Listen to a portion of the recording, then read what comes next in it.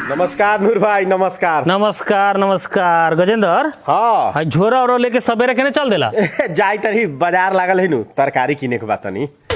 देखो ना घिउड़ा में साफ आग लागल बा। हमनी के टाइम में घिउड़ा 2 रुपए किलो रहे, मगर आज 40 रुपए किलो बा। का बढ़िया बेच देला का जे बाजारे बाजारे घुमैता रह। तोरा बारी के तरकारी तो पूरा टोला के लोग खाइत रहलक ह, आ तू बाजारे बाजारे घूमे। हे मर्दे बरिया तो हईले बा, मगर हमनी उपजावे नहीं सकत। लोग के कही तारी कि हई माने बटैया न रहल धल सुध भारना धल रोपी ह, तो हमरो आधा काम चले। कोनो लोग लेत नहीं खे। अब कथी करू हमरा समझ नहीं खे अबे। खेत बाड़ी सब वही लेखा पड़ते रहिता, करे नहीं सकत। पहले तो अपने कोई बारी करैत रहल ह, अब काहे छोड़ देला? काहे ना छोड़ दीहन, इनकर दूधू को बेटा विदेश रहता। ओ अब ओमे केतना घिरी कटे न केतना होई, एके बेर ओने से पैसा आवले आ एके बेर सब दाल चाउर किना के रखा जाले।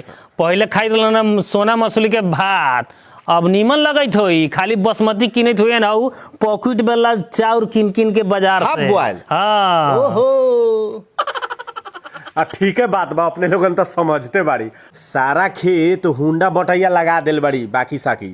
अब बउआ विदेश चल गेल बानू तब पैसा भेजले आ हम किन किन के खाइले। आ देखो ना लोगिन, सरकार ऐसन बा कि प्रतिदिन सब सामानवा सबके दाम बढ़ते जा रहल बा। सरकार थोड़ी वैसन बा, तोनी ऐसन बेवकूफ के चलते सब सामान के दाम बढ़ैता। ई लोग के थोड़े बुझाई, ई लोग के तो सोचे विदेश से पैसा आवले आ सब सामान किना जाले। बुझाले विदेश से पैसा झरल तेले का। गाछी हिला। हाँ हाँ, कोरोना में ना देखला कैसन कैसन पैसा कमाए वाला लोग घरे चल आए रहे। हाँ, हाँ। काहे कमाए ला तब पैसा रहे, लेकिन सामाने न मिले खाए ला। ठीक कहता रह। पहले हमनी देखत रही बीघा के बीघा मगर खेती करे, बुझला। आ नहियो जाना के रहे नु बेचारा लौका कोहड़ा घिउड़ा कुछो लगा के मगर खेती करे। तनका तनका तनका तनका जैसे बेचेला तो ना मिले, मगर घर के खर्चा जरूर चले। अब तो जरा खेत बा तो नो आ न बात तो नो सब तो झोरा दबई ता काख में चल भाई बाजारे। आ हर दिन कथी कहता हुआ बोलू सरकार नु बोलू भाव बढ़ा देत हवा बोलू सब सामान सके। आ जब तक कोनो सामान उत्पादन न करब तले सामान के भाव घटता हुआ उ तो बढ़ते जाता हुआ। हेने समझाओ, हेने कोईरी होके तरकारी किने जाती बाजार में। ये अपन बारी छोड़ के हाँ। झोरा उठा ले हवा। ठीक है कहता रह भाई। हाँ। जब तक लोग अपन कम से कम जगह में उत्पादन न करी तब तक सामान के भाव तो भाई न घटी, बढ़ते रही दिन पर दिन। ओह कौन कोई निमर रहल है, बाल बच्चा के पढ़ा लेवल है।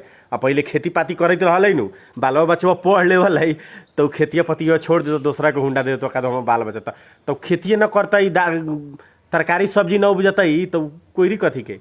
उ तो हो गलो भारी स्टैंडर्ड कोईरी।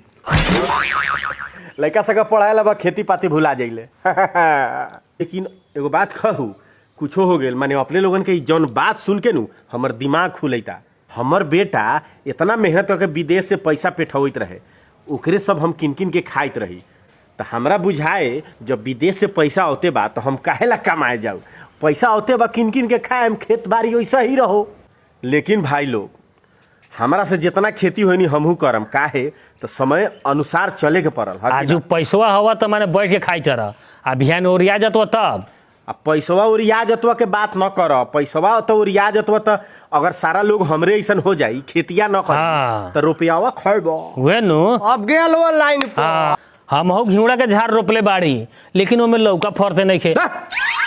माने रोपवा घिउड़ा आ फरी लौका। जा जा जा घिउड़ा घिउड़ा। हाँ, हाँ, हाँ। वो सब कोनो रोपल जाओ, सब लोगों के कहल जाओ। हाँ। कि जहाँ हो जितना जगह वही में अपन कोरबारी करूँ, एकदम, तनका तनका एकदम, तरकारी रोपू ताकि महंगाई कम होई। हाँ हाँ एकदम बहुत अच्छा बात कहला।